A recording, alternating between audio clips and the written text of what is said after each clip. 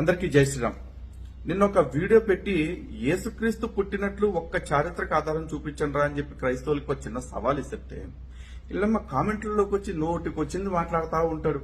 ఒకడు వచ్చేసి నువ్వు నమ్మితే అంత నమ్మపోతే అంత అంటాడు ఒకలోది.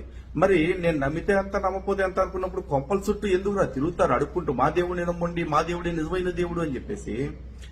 ఇంకోడేమో వచ్చేసి కామెంట్లలో పెడతా ఉంటాడు యేసు పుట్టినట్టు ఒకటి కాదురా 1,00,000 చారిత్రక ఆధారాలు ఉన్నాయి అంటాడు. ఒరే నాకు 1,00,000 వద్దురా, ఒక్క ఆధారం ఉంటే చూపించండి. కానీ ఆధారం ఎట్టుండాలో తెలుసా? పుస్తకం తిరిగేసి ఇదిగో మా బైబిల్లో ఉంది అని అంటాం కాదు. ఆధారం ఎట్లా ఉండాలి అంటే చరిత్రకి ప్రమాణంగా తీసుకునే ఆర్టిఫాక్ట్స్, ఎడిట్స్, లేకపోతే కాంటెంపరీ లిటరేచర్ ఏవైతే ఉన్నాయో వాటి నుంచి చూపించండి. అంటే ఉదాహరణకి యేసు వాడిన వస్తువులు ఉంటాయి. అంటే మొదట్లో పుట్టినప్పటి నుంచి తన దేవుడని తెలియకపోవచ్చు కాబట్టి చివరిలో సత్యం ముందే జరిగింది కదా.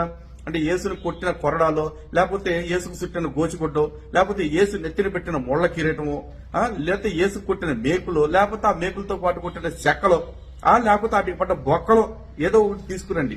దానికి కార్బన్ డేటింగ్ చేయించిన తర్వాత అప్పుడు ఇది ఆ కాలానికి సంబంధించిందని రుజువైతే మళ్ళీ అప్పుడు ఇంకో టెస్ట్ పెడదాం.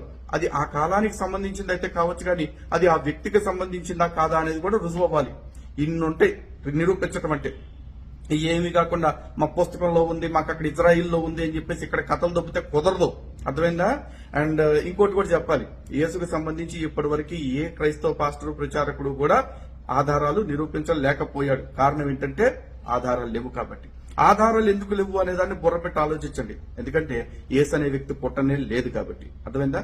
కాబట్టి హిందూ బంధువులారా, ఈ క్రైస్తవ పాస్టర్లు చెప్తున్న నిజదేవుడి మాయమాటల నుంచి బయటికి రండి. అదేవిధంగా మత మార్పిడిల నుంచి దూరంగా ఉండండి. ఈ క్రైస్తవ మత మార్పిడి మాఫియా నుంచి 100 కిలోమీటర్లు దూరంగా ఉండండి, లేదా వాళ్ళనే దూరంగా ఉంచండి. జై శ్రీరామ్. భారత్ మాతాకి జై.